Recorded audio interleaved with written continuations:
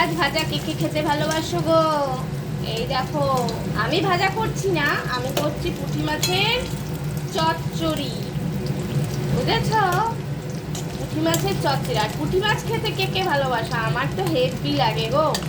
বাজারে গেলেই মাছালিকে বলি পুঁটি মাছ আছে, কুচো মাছ আছে, আমার খুব ভালো লাগে খেতে।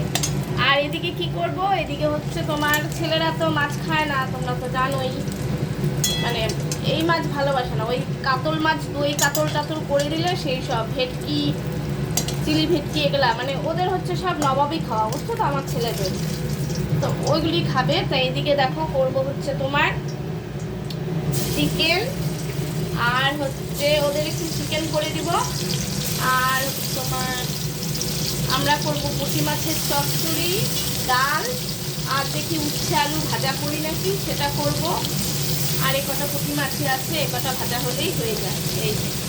এই দেখো চিকেনের আলুও কেটে রেখেছি, আর এটা মাছ চচ্চড়ির সবজি, পাশে ডালও বসিয়েছি। চলো রান্নাটা সেরে নিই, কেমন? চলো।